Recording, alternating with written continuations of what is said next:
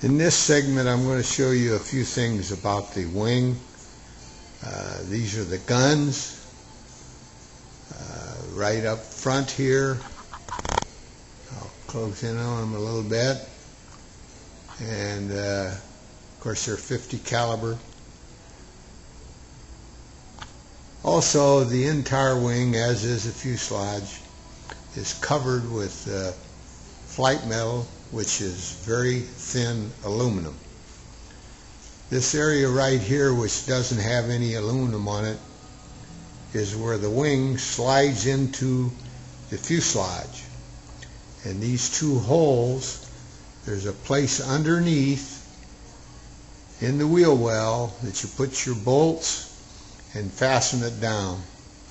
Your tune pipe, which is round, runs right along here.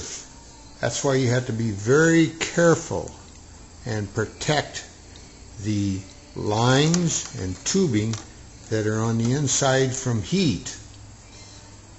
I'm going to go around in back of the wing, but before I do, I want you to see how well the wheels actually spin.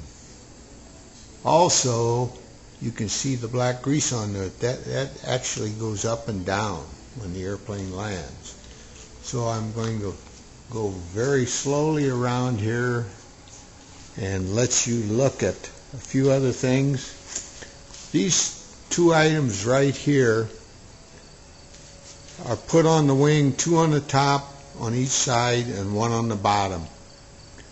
And they're called vortex something or other, generators or whatever, and I'm not sure what that means. But there's decals on here that are on there because that's where the ammunition access was at right here, and this is where the fuel was put in.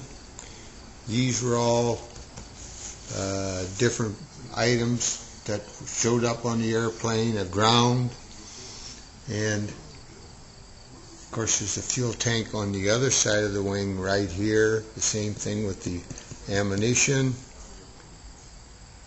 and of course the star and bar on the top, and the other two vortex generators. Now this can be pulled open, and I'm going to do that just to show you what's inside.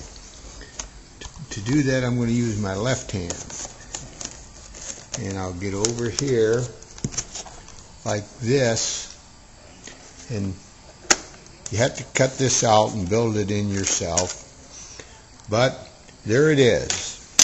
It's out. Now you can see the lines, and you can also see, and I'm taking this out, you can also see the OD heat protector that I was talking about. And you can see down in there, there's a lot of things that have to be protected from the heat. I'm zeroing in on it as good as I can. Right here is the sequencing valve that raises and lowers the gear and opens and closes the doors. Right here is the servo that operates and opens and closes the sequencing valve. This is the Robert air tank, and this is where all the pressure for all of these lines is stored. These electric lines, or I call them electric lines, or servo lines, go to the flaps, they go to the ailerons, and one of them goes to this servo that operates the sequencing valve. So you can see why it's important that all of this be protected against the heat. Otherwise, the lines like this are liable to get hot and come loose. And if you do that, you lose air pressure. So that door from here, and I just put this in, and I'll try to grab this stuff and get it out of the way. I'm sorry, but I'll get in here and see if we can't do this. All I'd have to do it is show you the door. I need to back off a little bit, I think. I'll open the door with my hand from this side. There it goes. Sorry if it's jumpy. There's my thumb up there, and I open the door. And you can see why it's important to have that door. Wayne Seward said that here's my hand in here, he waited 10 years to do that, and he was sorry he didn't do it before.